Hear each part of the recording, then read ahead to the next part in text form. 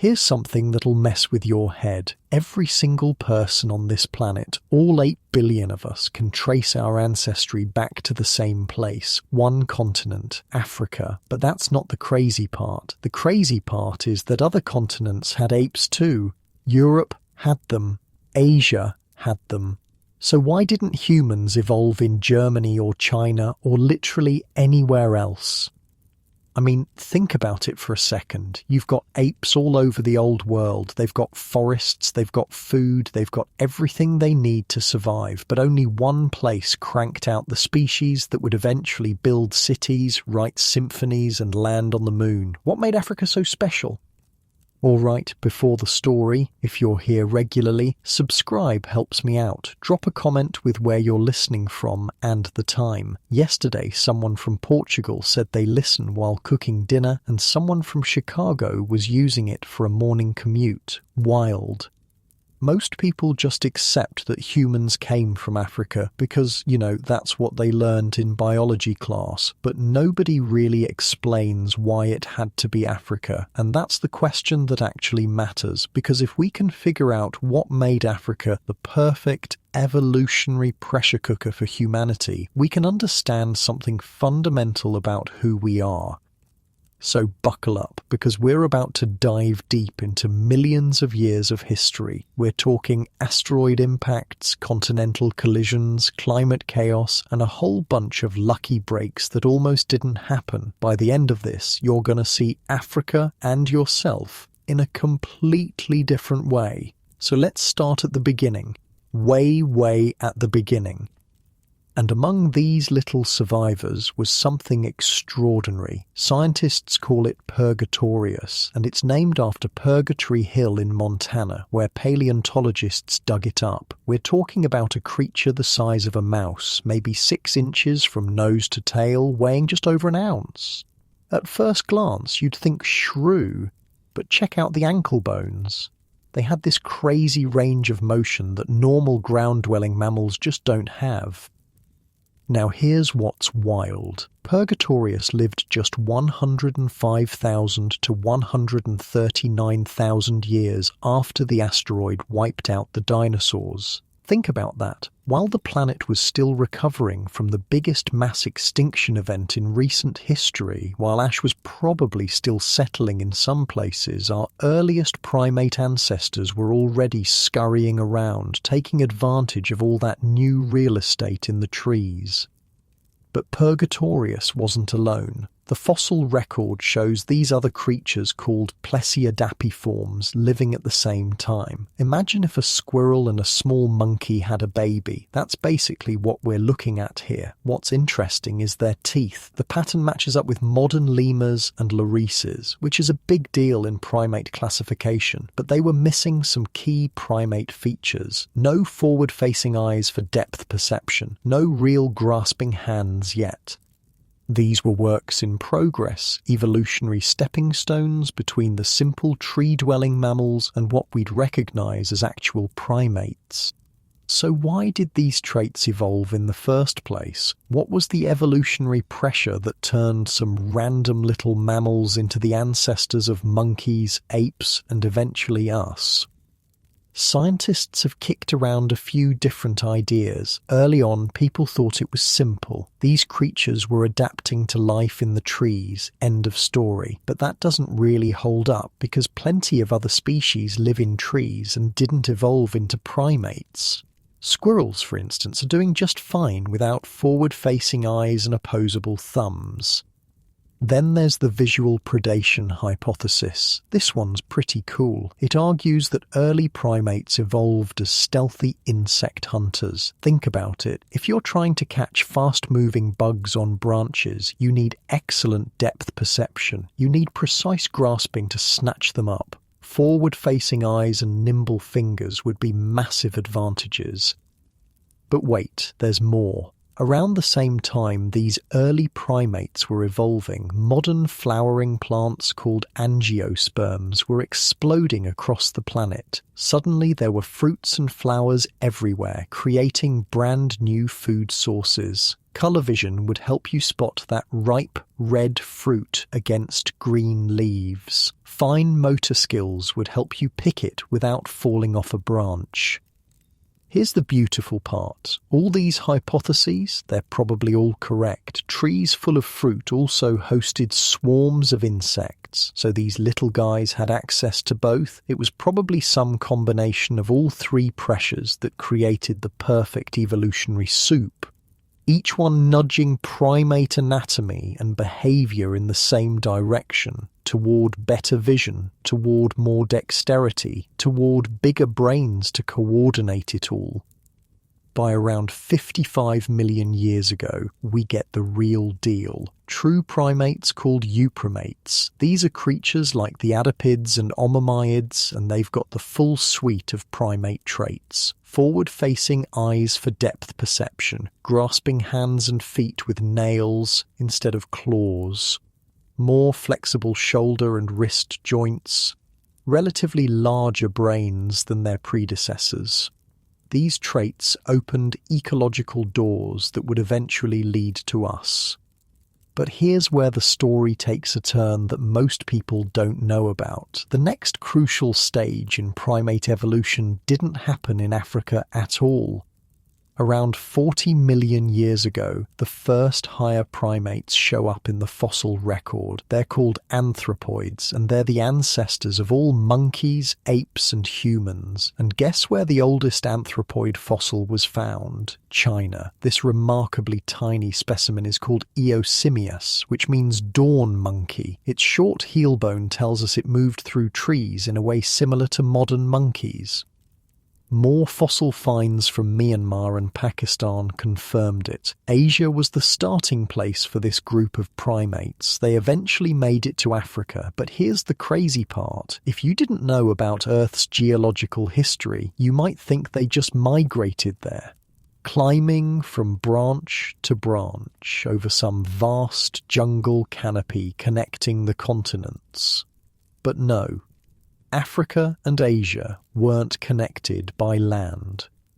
They were separated by this ancient ocean called the Tethys Seaway, which linked the Atlantic and Indian Oceans. This would have been a massive barrier for migrating anthropoids.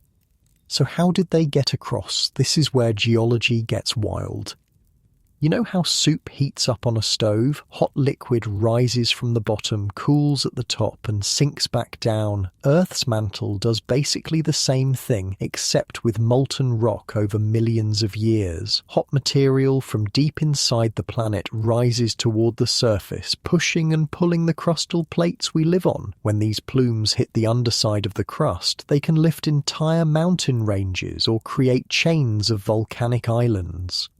It was a combination of these geological events that connected Africa with Asia. The Afar Plume, for example, lifted plateaus in northeast Africa. The African and Arabian tectonic plates drifted north, driven by heat rising from Earth's mantle. They slammed into the southern edge of Eurasia. This collision pushed up mountains in places like Turkey and Iran. It also welded Arabia to Africa. But more importantly, it created new land. Volcanic material rose from the depths, hardening into islands. By around 20 million years ago, a landmass called the Gomphotherium land bridge formed. Yeah, it's named after these massive elephant-like mammals that crossed it.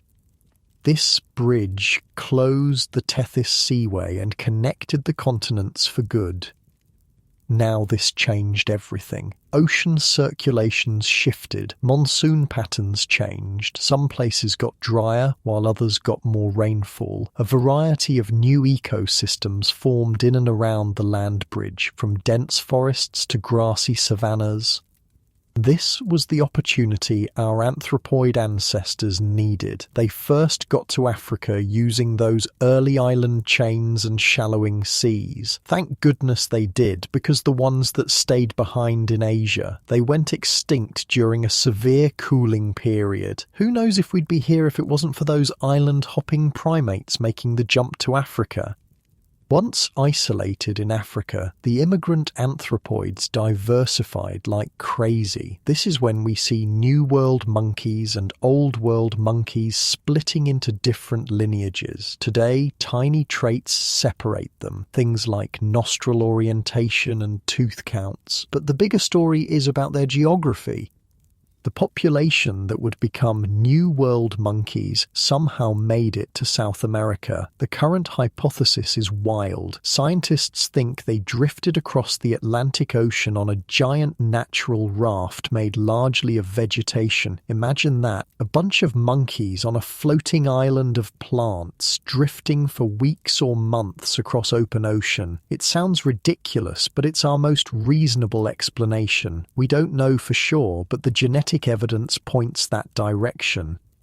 Those that remained in Africa would become Old World monkeys and apes. Once that land bridge formed 20 million years ago, it allowed for even larger scale migrations. Tons of Asian rodents, ungulates and carnivores poured into Africa for the first time. In the other direction, those elephant-like Gomphotherium crossed into Asia. African primates joined the party too, recolonizing Asia using the land bridge. So here's where we are. Asia supplied the seeds and planted them in Africa, but several things still had to happen before we see humanity sprout from African soil. The primate experiment was intensifying, inching toward us, but it wasn't ready yet, not by a long shot. By the Miocene epoch, around 23 million years ago, apes burst onto the scene. Unlike monkeys, apes lack tails. They have larger brains, more complex social lives, and bigger bodies in general. One of the earliest candidates was proconsul. This group consists of as many as 15 different species, living mostly in East Africa around 20 million years ago. Proconsul had a monkey-like body but ape-like teeth and a relatively larger brain. Because of this mix, some researchers hesitate to call it a true ape, but its main ape trait was clear, no tail. This half-monkey, half-ape design makes it a perfect model for a transitional species. Notice how its body plan continues building on adaptations we saw in Purgatorius and the first primates millions of years earlier. Evolution doesn't start from scratch. It builds on what came before. And this is where Africa's role becomes critical, because what happened next would determine everything. Two important climate events took place as our ape lineage was taking shape, and man, these events were game changers. First was a climate optimum around 17 million years ago. Temperatures spiked significantly, and subtropical forests spread across Eurasia and Africa like wildfire. Various apes used these lush forests to expand further into Europe and Asia. The fossil map fills up with all these odd relatives. We see swamp apes in Spain, forest apes in Hungary, island specialists off the coast of Italy, and Asian forms that would eventually lead to orangutans. It was an ape paradise. For a few million years, these creatures were everywhere, thriving in the warm, wet conditions, but nothing lasts forever. A brutal cooling period hit at the end of the Miocene. Temperatures plummeted, and it wiped out most Eurasian apes. One victim was Dryopithecus. This poor species had been doing great in Europe between roughly 12 and 9 million years ago. Fossils show it was about chimp-sized, with long arms, flexible joints, and curved fingers built for swinging and climbing. Its brain was comparable to a chimp's. Its teeth were very ape-like, with sharp canines and cheek teeth adapted to chewing fruit. Scientists can even tell from tooth enamel that Dryopithecus grew slowly, which is an important trait in the ape lineage. Think about how long it takes a human to mature compared to other animals. We're talking years and years of childhood. This is essential for the growth of our big brains and intelligence. Dryopithecus was showing early signs of this pattern.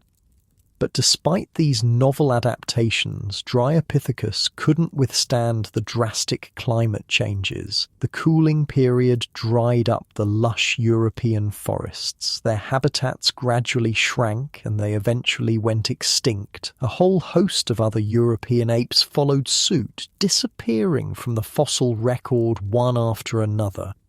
As a result, really only Africa and parts of Southeast Asia remained as refuges for apes. The surviving primates in Africa included lineages that would give rise to chimps, gorillas, and eventually hominins. Those evolving into orangutans and gibbons were the Asian offshoots. So why did Africa become the refuge? What made this continent special?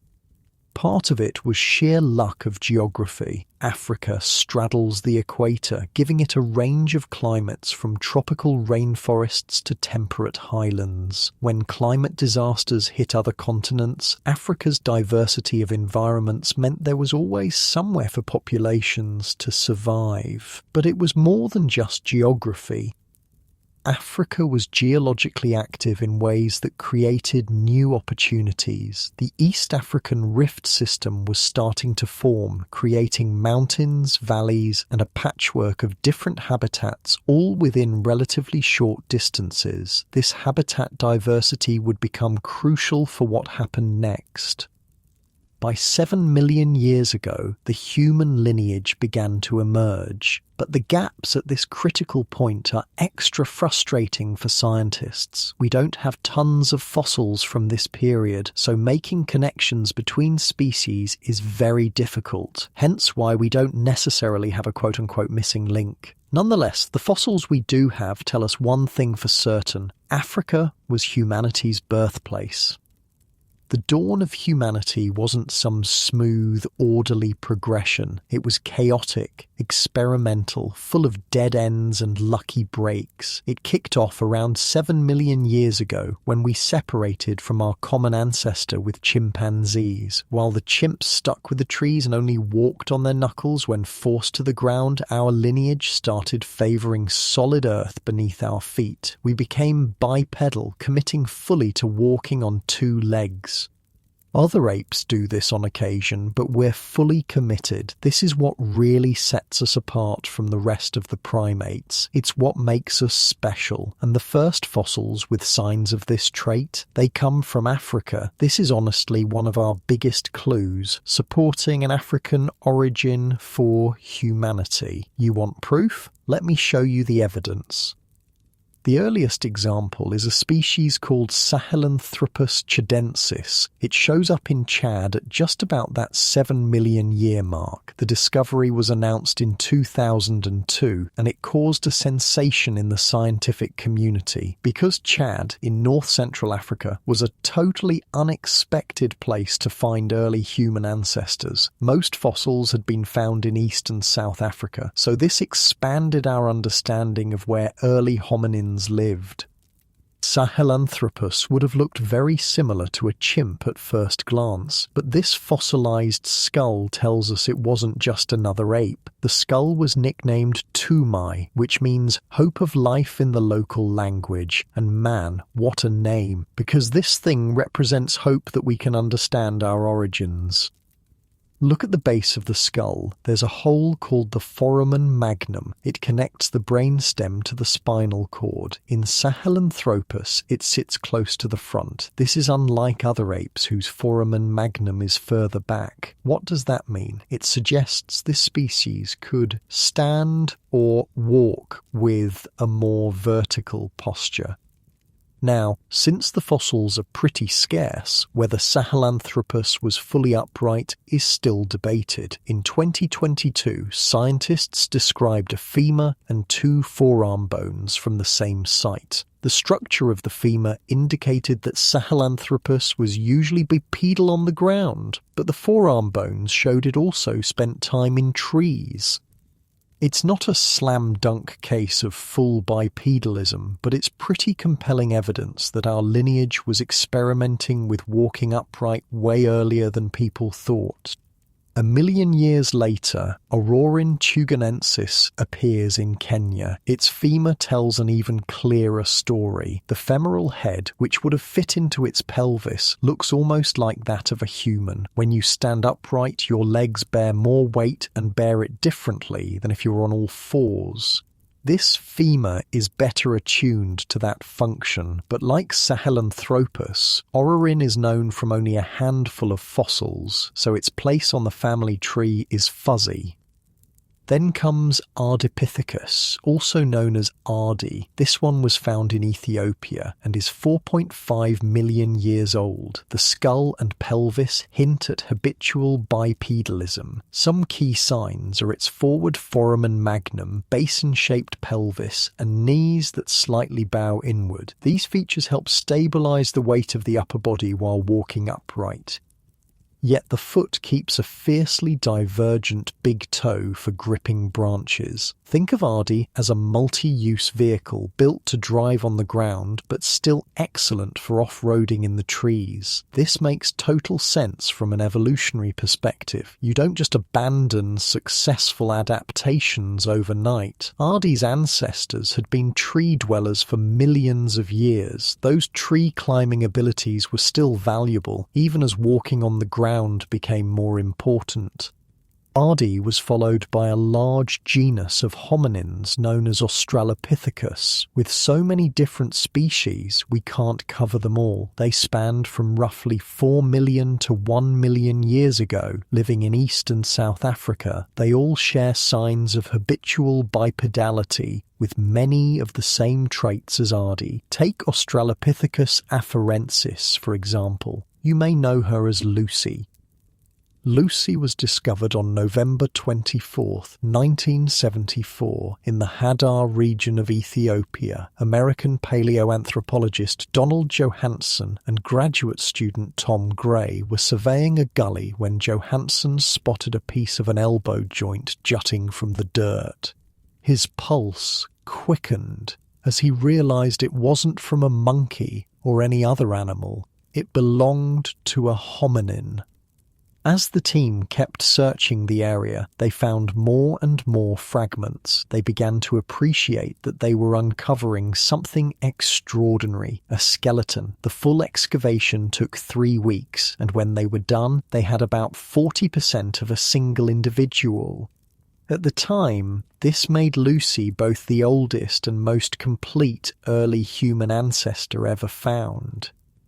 The skeleton got its nickname because that night, back at camp, the Beatles' song "Lucy in the Sky with Diamonds" was playing over and over. Someone suggested calling her Lucy, and it stuck. In Ethiopia, she's also known as Dinkinesh, which means "you are marvellous," and marvellous she was. Lucy was tiny, only about 3.5 feet tall, roughly the height of a 4-year-old child. But she wasn't a child. Her third molar, her wisdom tooth, had erupted, telling us she was fully adult when she died at around 9 or 10 years old. Her species matured much more quickly than we do.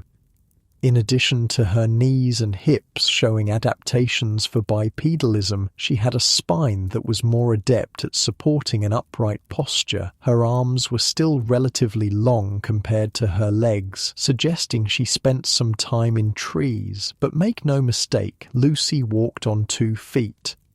And we know this for certain because of another incredible discovery made around the same time. At a site called Latoli in Tanzania, Mary Leakey's team found something that blew everyone's minds. Footprints. Actual footprints preserved in volcanic ash dating back 3.6 million years. These weren't just any footprints, they were clearly made by creatures walking upright. The impressions indicate these hominins walked heel first, transferred their weight to the ball of their foot, then pushed off their toes. Just like we do, the tracks also hint at family life, showing possible evidence of youngsters following in their parents' footsteps. It's one thing to look at bones and infer how an animal moved. It's another thing entirely to see the actual footprints they left behind.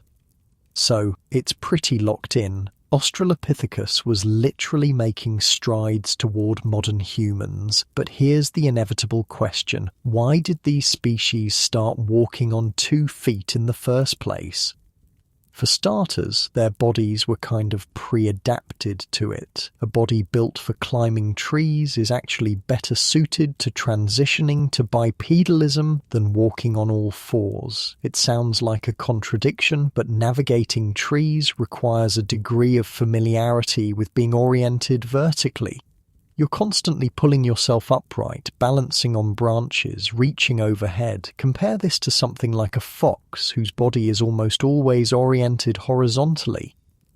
But as the saying goes, don't fix what ain't broke. If everything was going fine up in the trees, these ancient hominins might have never evolved. There had to have been some evolutionary incentive to change. Numerous hypotheses have been proposed, but the most compelling idea we have is this.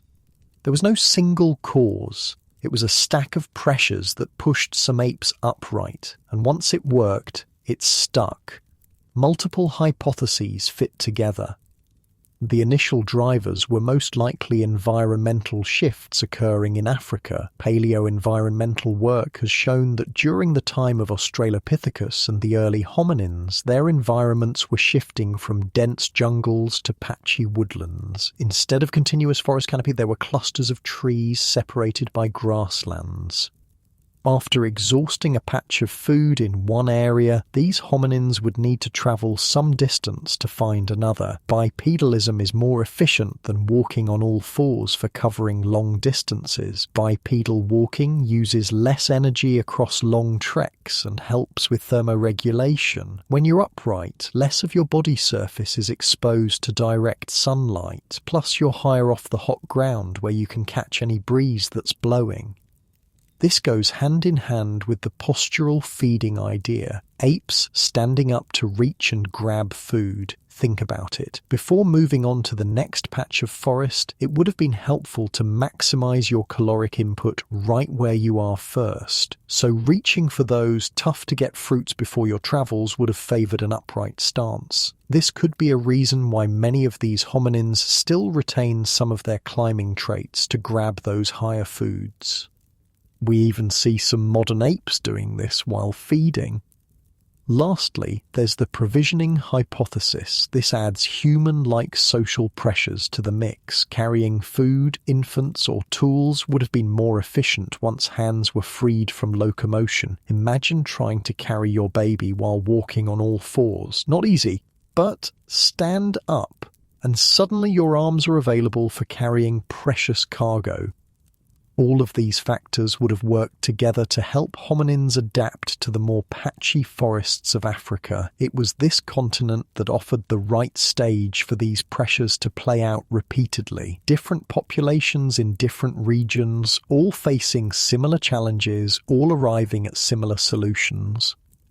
Contrast this to orangutans. They're a long-running success story of tree life. Their lineage split from African apes back in the Miocene. They migrated to Southeast Asia's rainforests and remained there for millions of years. They evolved into big, slow-moving apes with very long arms, hook-like hands, and feet built for gripping branches. Orangutan anatomy still favours living in the canopy. Their rainforest conditions have stayed relatively stable, so there was little selective pressure to adopt a new life on the ground. No significant pressures, no new adaptations, no new species branching off in radical directions. Unlike the orangutan's stable arboreal story, early hominins in Africa were set on a very different evolutionary path. These species represent the first bipedal walkers in the hominin lineage, and the fossil evidence confirms they arose in Africa. They're a great proxy to investigate where we come from. but we don't have sufficient evidence that any of them were our direct ancestors. Sahelanthropus, Orrorin, Ardipithecus, Australopithecus, they all show us what was possible, what was being tried out. But connecting the dots to us specifically, that requires looking at our own genus. Our genus, the Homo genus, first appeared in Africa too, and this is where things get really specific to us. Homo habilis is the oldest known member of our genus. It lived mainly in East Africa, and its fossils are dated to shortly after 3 million years ago. The name means handyman, and for good reason. Accompanying this species are some of the earliest known stone tools, called Oldowan choppers. They're pretty big and clunky compared to what would come later, but man, they would have been a game changer for scavenging meat and accessing bone marrow. Now, there are even earlier tools. The Lamekwi choppers were found in Kenya and date to about 3.3 million years ago, but the species of human that made them remains ambiguous. It could have been a late Australopithecus, could have been an early Homo we haven't identified yet. The point is, newly freed hands, shaped by millions of years of climbing dexterity, were now turning stone into tools.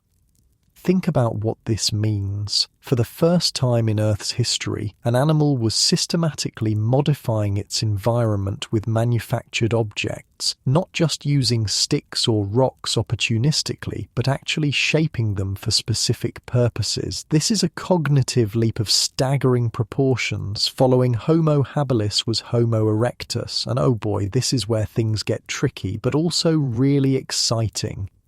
Homo erectus is the first hominid that would almost feel human if you saw them today. They were permanently bipedal with no lingering tree-climbing adaptations. They had longer legs than arms, the opposite of earlier hominins. Their brains were significantly larger than all prior species, averaging around 900 to 1100 cubic centimeters. That's still smaller than our average of 1300 to 1500, but it's a massive jump from Australopithecus's 400 to 500.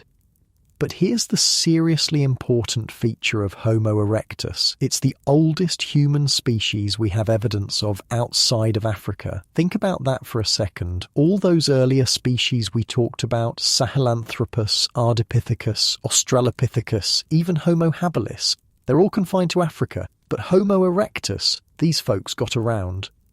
It's believed that a combination of their more advanced Acheulean tools and hunting strategies gave them the capability to undertake vast migrations. These weren't the clunky Oldowan choppers anymore. Acheulean tools were carefully shaped hand axes, cleavers, and picks that showed real craftsmanship and planning. They required foresight to make. You had to visualize the final tool before you started chipping away at the stone.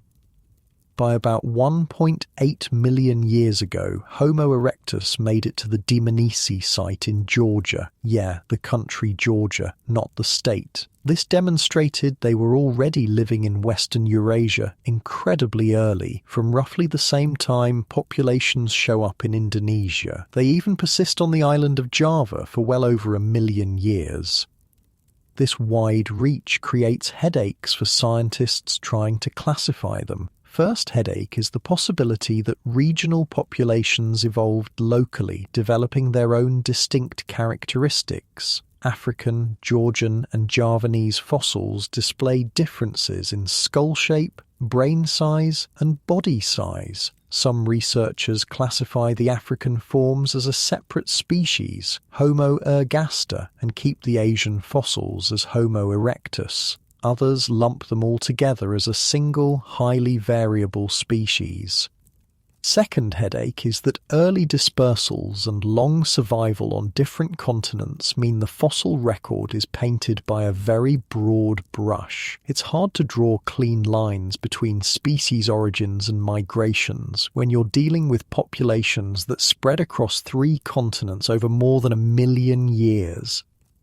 However, the oldest Homo erectus fossils still come from Africa, specifically around Lake Turkana in Kenya. They date to between 1.8 and 2 million years ago. This strongly suggests that the species first emerged in Africa before spreading outward.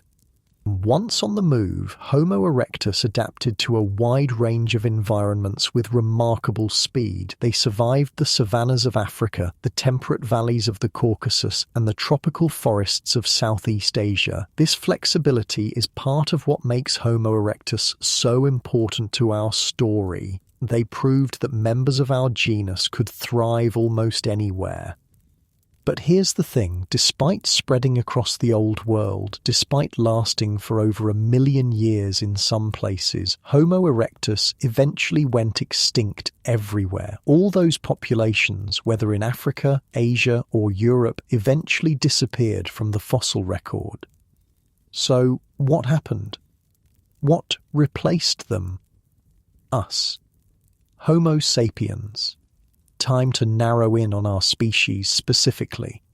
And here, things get even more interesting, and honestly, even more contentious among scientists. The oldest Homo sapiens fossil consists of skull fragments discovered in Jebel Irhoud, Morocco, dating to around 300,000 years ago. This is yet another major point on the scoreboard for Africa, but what complicates things is that we weren't the only species of Homo around at this time. There were so many human variants that started emerging around 1 million years ago and after. Homo antecessor in Spain, Homo heidelbergensis scattered across Africa and Europe, the famous Neanderthals in Europe and Western Asia, Denisovans in Asia, known mostly from DNA rather than fossils. And these are just the ones we've found. There were probably others we haven't discovered yet. So where do we fit in this mix of human species?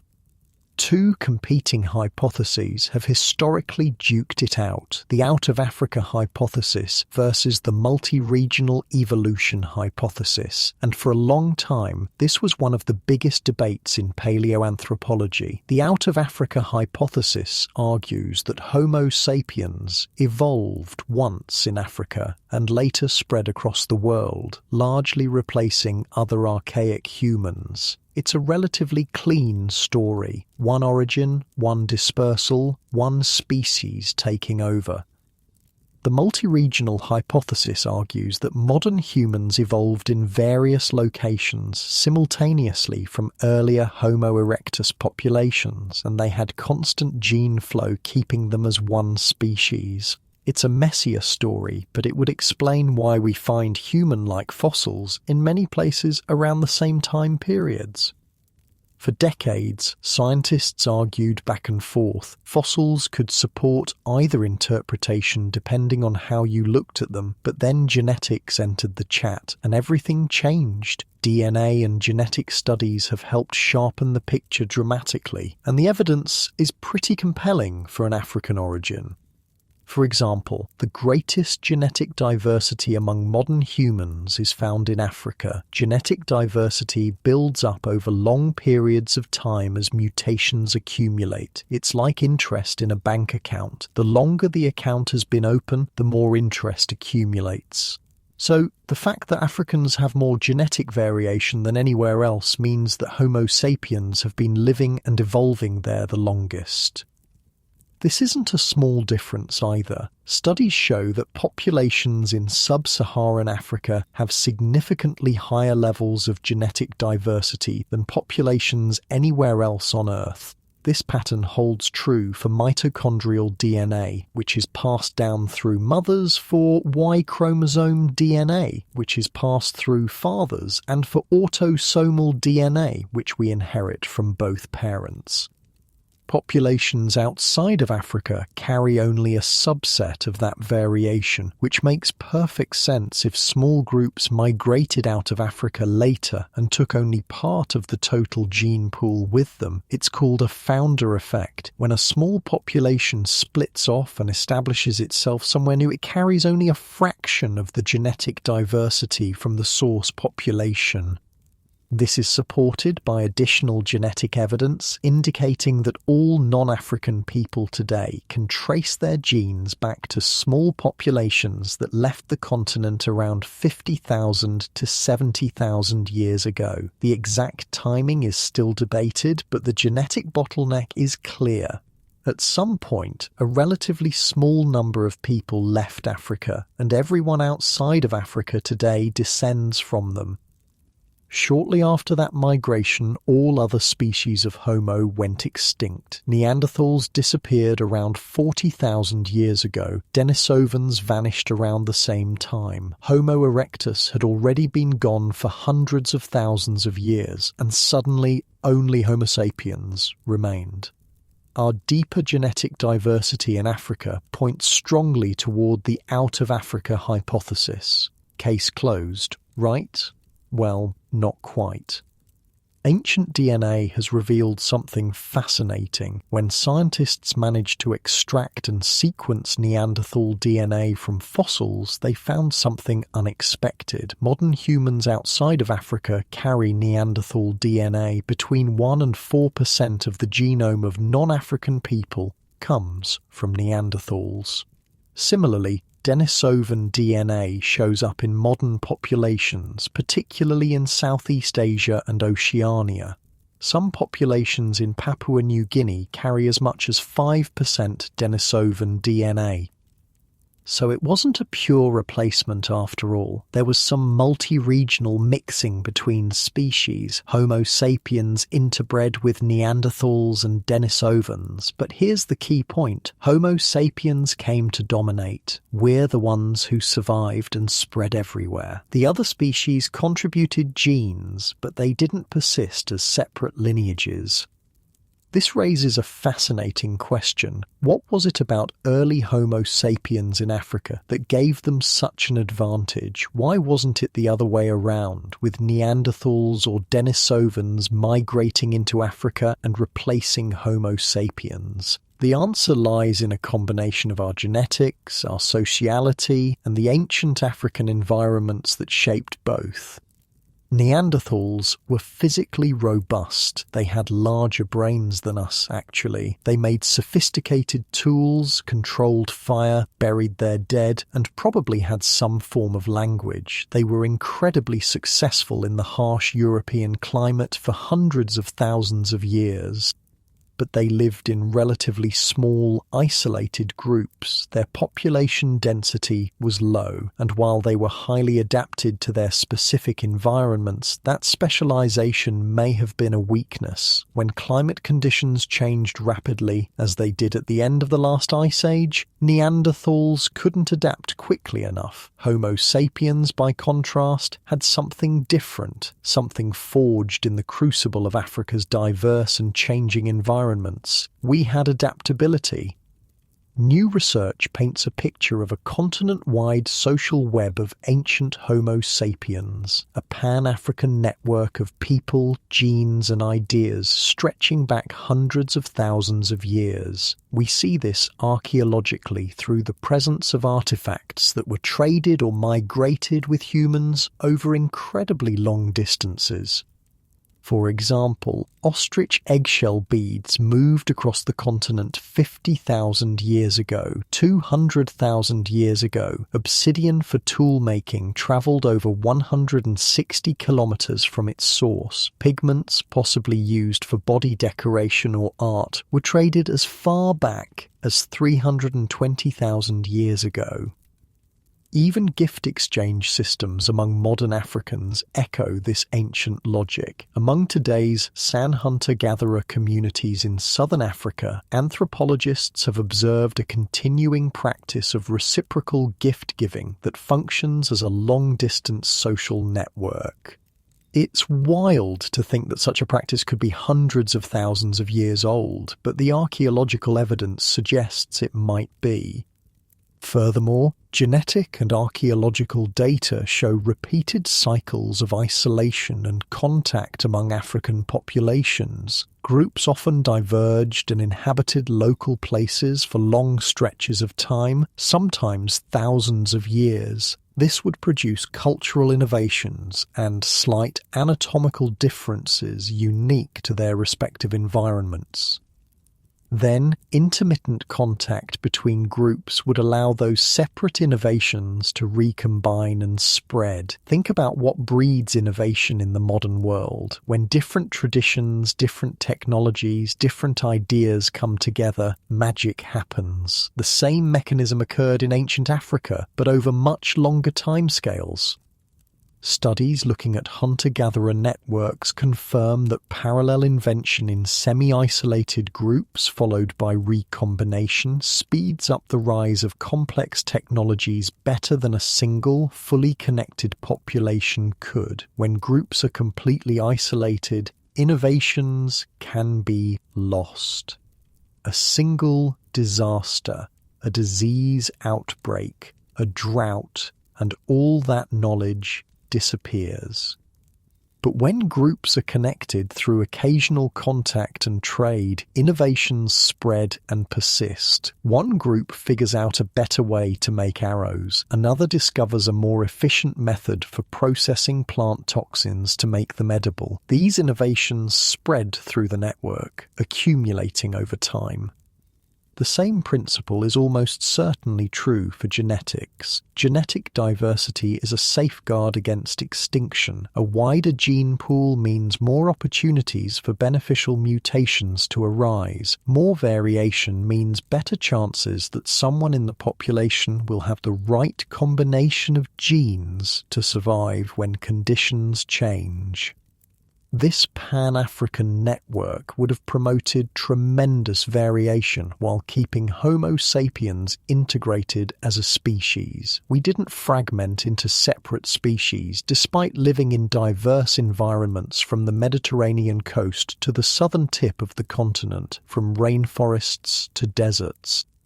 The result is something scientists call mosaic evolution. Modern human biology and culture emerged from many interacting populations, not one single tribe or location. We owe our adaptability to that variation, and it's that adaptability that allowed us to outpace other human species when we finally left Africa and encountered them.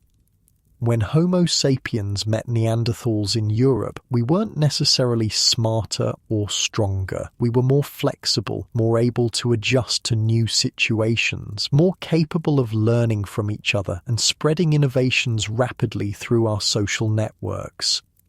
So our story is long, spanning millions of years and hundreds of generations, but the preponderance of evidence supports an African origin for humanity. The fossils point to Africa, the stone tools accumulate in Africa first, the genetics show the deepest diversity in Africa. The reasons for this are many and interconnected. It started with the earliest primates adapting to a complex prehistoric world, those mobile ankles in Purgatorius, those grasping hands in euprimates, those forward-facing eyes for depth perception. All of these adaptations, refined over tens of millions of years, set the stage for what came next. Then massive tectonic events allowed anthropoid descendants to migrate into Africa via land bridges, keeping them safe from the Eurasian extinctions that wiped out their Asian relatives. Africa became a refuge, a place where primate lineages could persist even when climate disasters ravaged other continents. The dramatic climate shifts within the African continent itself provided the right pressures for ancestral apes to start experimenting with walking on the ground. The transition from continuous forests to patchy woodlands created selection pressure for efficient long-distance travel. Bipedalism was the answer. But Africa's wide range of environments, from tropical rainforests to highland grasslands, from seasonal savannas to permanent wetlands, prompted Homo sapiens to develop immense variation. Different populations adapted to different conditions, then shared their innovations through the Pan-African network. This created the most adaptable species on the planet. Not the strongest, not the fastest, not even the biggest brained at first, but the most flexible, the most capable of learning and changing and surviving whatever nature threw at us. When small groups of Homo sapiens finally left Africa around 50,000 to 70,000 years ago, they carried this adaptability with them. They encountered Neanderthals in Europe and the Middle East, and rather than being outcompeted, they thrived. They encountered Denisovans in Asia, and they survived. They crossed into Australia, into the Americas, into the remotest islands of the Pacific. Within a geological blink of an eye, Homo sapiens spread to every continent except Antarctica. We adapted to every climate zone, from Arctic tundra to tropical islands. We developed thousands of distinct cultures, languages, and ways of life. All of this explosive diversification traces back to Africa.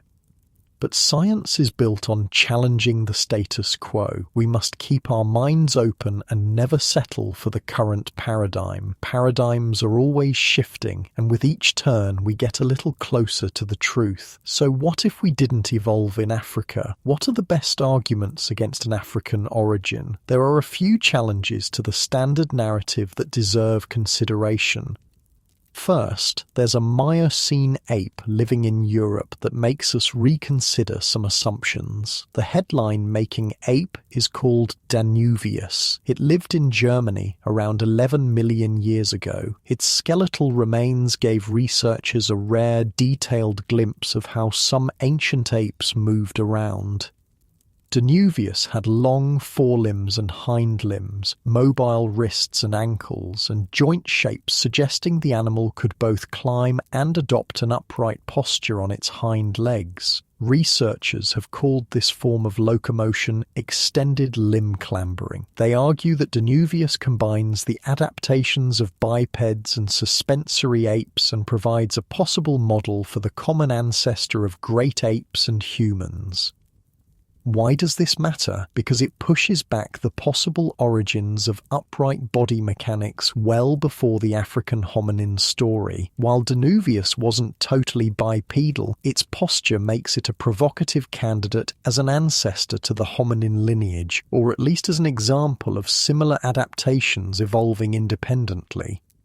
An alternative idea is that Danuvius's descendants could have given rise to hominins in Europe who then migrated to Africa. This would flip the narrative entirely. Instead of bipedalism evolving in Africa, it could have evolved in Europe first. That said, there's a long geographic and temporal gap before the first clear hominins appear in Africa. More fossils within that gap would be needed to support this hypothesis. Right now, it remains speculative, but it's a reminder that we shouldn't assume Africa was the only place where interesting evolutionary experiments were happening. Another challenge deals with Homo erectus specifically. We talked about how Homo erectus spread out of Africa early and lived throughout Eurasia for over 1 million years. That's a lot of time for evolutionary changes to accumulate. It's plausible that Homo erectus gave rise to Homo sapiens somewhere throughout the Eurasian landmass rather than in Africa. Having lived in diverse Asian and European environments for so long, there was plenty of time for evolutionary modifications to build on this already successful, adaptable species. We can even extend our logic for the rise of Homo sapiens in Africa to Eurasian Homo erectus. If inhabiting a wide environmental range helped African Homo sapiens diversify and innovate, why wouldn't it do the same for Eurasian Homo erectus populations? It's not impossible that this happened first, and then those Eurasian populations migrated back into Africa and were evolutionarily refined into Homo sapiens. Even early scientists such as Ernst Haeckel speculated along these lines when observing the Javaman fossils in Indonesia. They believed that this Indonesian Homo erectus represented an intermediate form between Asian apes like orangutans or gibbons and humans. Modern genetics tells us we're more closely related to African chimps than to these Asian primates, so that specific idea is off the table, but it doesn't necessarily disprove that later Homo erectus populations living in Asia could have contributed to our lineage in ways we haven't fully appreciated. The Neanderthal and Denisovan admixture proves that gene flow between species happened. Could there have been earlier admixture with Homo erectus populations that we haven't detected yet? Lastly, the Homo sapiens fossils we find outside of Africa keep getting older, which complicates the timeline of when we left the continent. Two sites are especially important: Mislia Cave in Israel and Apodema Cave in Greece. In Mislia Cave, a single jawbone was found intact in a Middle Paleolithic layer. It matches modern human anatomy with its U-shaped dental arcade and cheekbone placement. It sat beside a full Levallois toolkit resembling African technology of the time. Multiple dating methods placed this fossil between 194,000 and 177,000 years ago. That's significant because it pushes the earliest known Homo sapiens outside of Africa back way earlier than the commonly cited 50,000 to 70,000 year migration. If Homo sapiens were in the Middle East 190,000 years ago, what does that mean for our understanding of human origins and dispersal?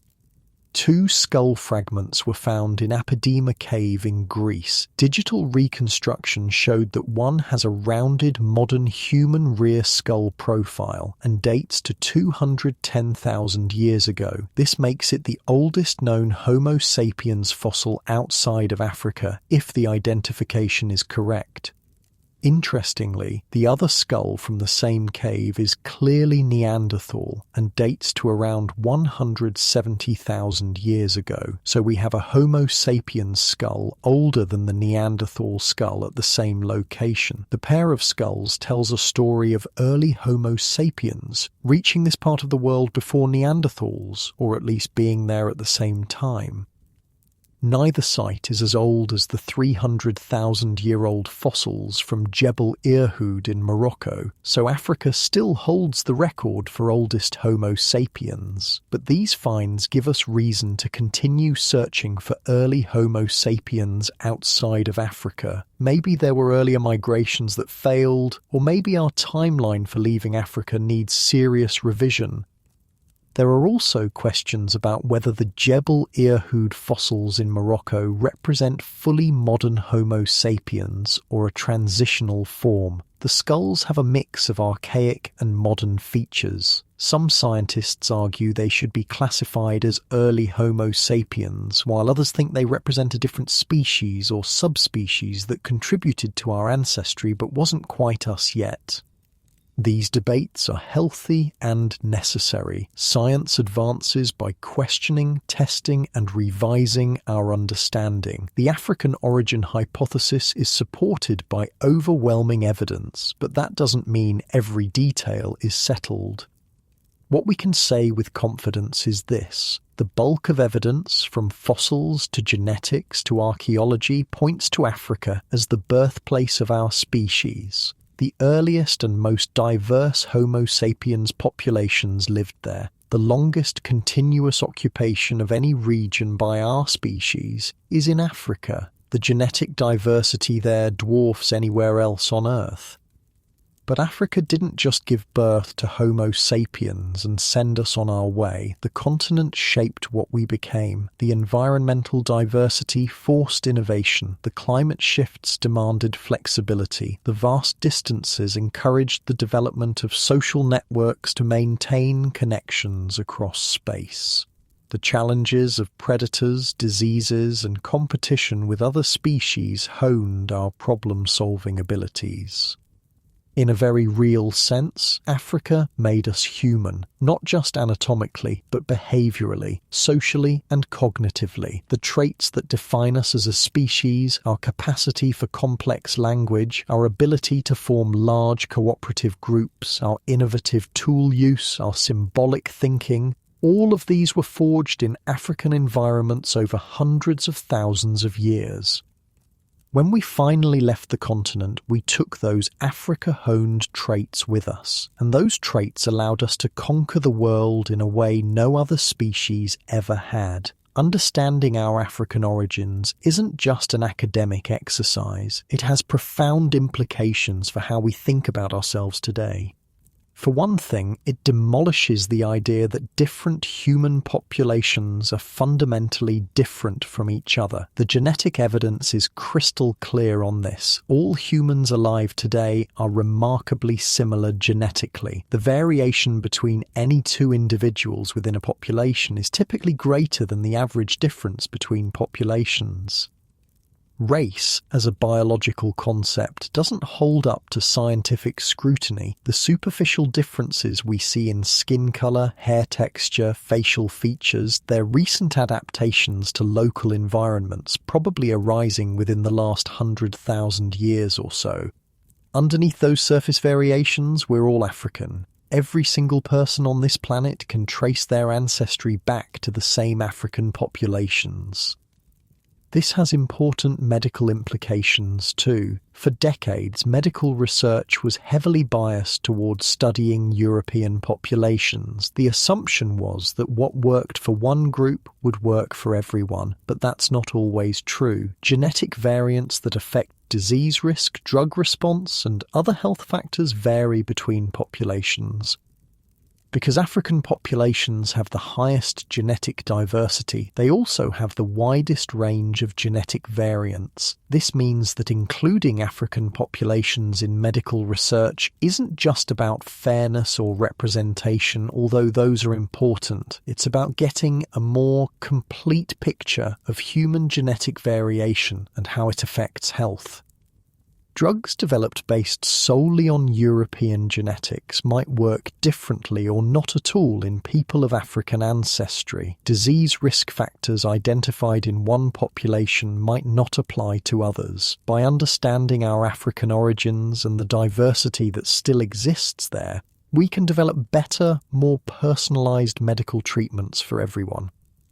There's also something humbling about recognizing our origins. We like to think of ourselves as special, as separate from the natural world. But the story of human evolution in Africa reminds us that we're products of the same forces that shape all life on Earth. Natural selection, genetic drift, environmental change, random mutation. We didn't arise because we were destined to. We arose because circumstances in Africa happen to favour the traits that make us human. Different circumstances might have produced something entirely different, or nothing at all. The fact that we nearly went extinct multiple times during our history should give us pause. Genetic evidence suggests there were periods when the entire human population dropped to just a few thousand breeding individuals. One bad drought, one epidemic, one volcanic eruption in the wrong place at the wrong time, and we might not be here. We survived not because we were the strongest or the smartest necessarily, but because we were adaptable and lucky. That's a lesson worth remembering in an era of rapid environmental change. Climate change is altering our planet faster than at almost any time in the last few million years. The environments we've built our civilizations in are shifting under our feet. Sea levels are rising, weather patterns are becoming more extreme, ecosystems are collapsing. Our ancestors faced climate upheavals too. The transitions from lush forests to patchy woodlands in Africa, the ice ages that made much of the northern hemisphere uninhabitable, droughts that lasted for centuries. They survived by being flexible, by innovating, by cooperating in larger groups, by moving to new territories when old ones became inhospitable. We have the same capacity for adaptation. The question is whether we'll use it wisely. Our African heritage gave us incredible abilities to solve problems and work together, but it also gave us a tendency to divide into groups and compete for resources. The Pan-African network that allowed our ancestors to thrive was based on trade, cooperation, and the exchange of ideas across vast distances and between different cultures. In a globally connected world, we need to scale that network up to planetary size. The challenges we face now, climate change, pandemic diseases, resource depletion, they don't respect borders. They require global cooperation of a kind our ancestors never needed. There's also something to learn from the timescales involved in our evolution. Modern humans, Homo sapiens, have been around for 300,000 years. Our genus, Homo, goes back maybe 3 million years. Primates as a group, 66 million years. Compared to those timeframes, recorded human history is a blink. Agriculture is only about 12,000 years old. Cities are maybe 6,000 years old. The Industrial Revolution was 200 years ago. The digital age, decades.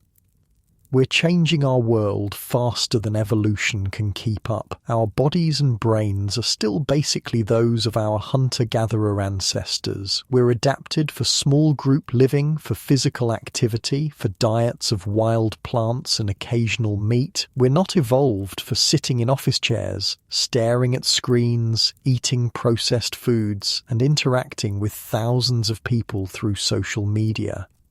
This mismatch between our evolutionary heritage and our modern environments explains a lot of the health problems plaguing developed societies. Obesity, diabetes, anxiety, depression, these aren't just individual failures, they're consequences of putting Stone Age bodies in Space Age environments.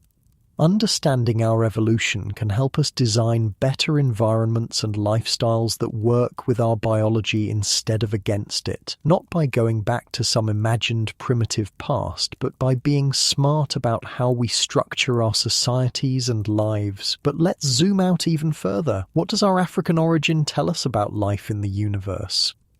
If intelligent life evolved once on Earth, in one specific location under specific circumstances, what does that suggest about the likelihood of it evolving elsewhere? Are we a cosmic fluke, or is intelligence an inevitable outcome given enough time and the right conditions?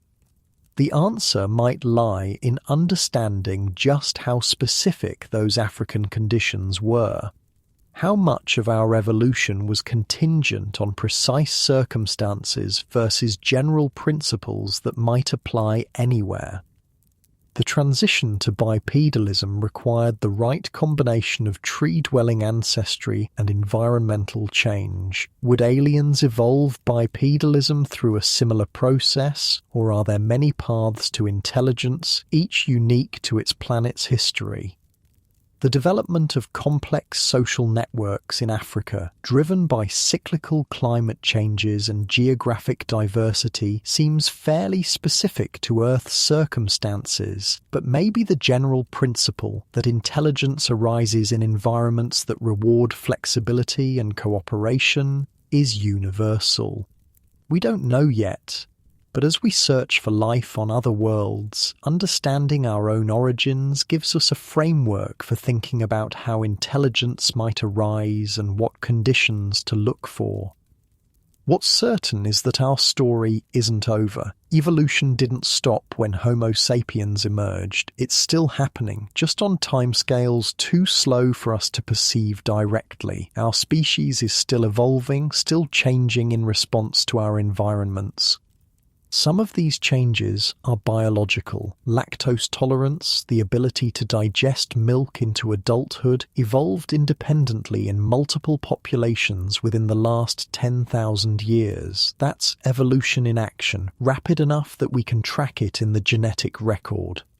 Other changes are cultural and technological. We're modifying our environment so rapidly that we're creating new selection pressures, pollution, antibiotics, artificial light, social media. Each of these changes the landscape in which evolution operates, and now we're on the cusp of being able to modify our own genomes directly. CRISPR and other gene editing technologies give us the potential to guide our own evolution consciously rather than leaving it to the blind forces of natural selection. This raises profound ethical questions. What traits should we select for? Who gets to decide? How do we avoid creating new forms of inequality based on genetic engineering? These questions don't have easy answers, but they're questions our African origins prepared us to think about. Our ancestors faced choices too. Which environments to inhabit, which technologies to adopt, which groups to cooperate with. Their choices shaped our evolution over hundreds of thousands of years. Our choices will shape it over the next 100. So yes, we evolved in Africa, the fossils prove it, the genetics confirm it, the archaeology supports it, but more importantly, Africa made us who we are. It gave us the adaptability to spread across the world, the creativity to transform every environment we entered, the social intelligence to build civilizations of unprecedented complexity. We carry Africa with us wherever we go, in our genes, in our bones, in the fundamental wiring of our brains. We are, all of us, Africans. Some of us just have ancestors who left home a long time ago, and maybe that's the most important lesson. We're one species, one family, one people. Our superficial differences emerged recently and mean very little genetically. What unites us is far deeper than what divides us. When you look at another human being, any human being, you're looking at a distant cousin. We all descend from the same small populations in Africa. We all carry the legacy of millions of years of evolution. We all face the same challenges of existing in a rapidly changing world. Our African origins remind us of this shared heritage. They tell us where we came from, and maybe, if we pay attention, they can help us figure out where we're going. The story of human evolution in Africa isn't just about the past, it's about the present and the future. It's about understanding ourselves well enough to navigate the challenges ahead, to build societies that work with our biology instead of against it, to cooperate on global problems the way our ancestors cooperated in Pan-African networks.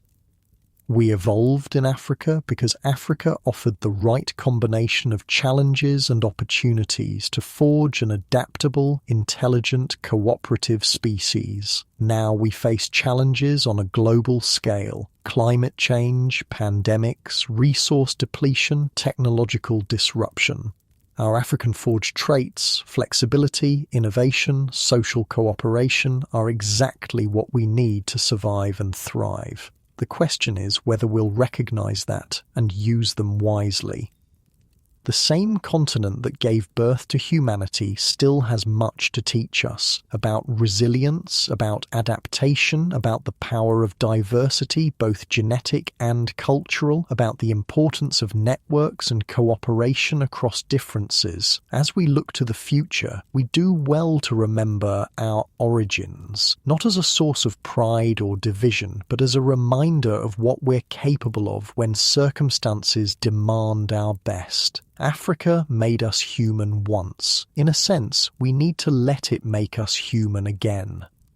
Because whatever comes next, whatever challenges we face, whatever triumphs we achieve, we'll face them as one species, one family, one people, all children of Africa. And that's not just our past, that's our future too.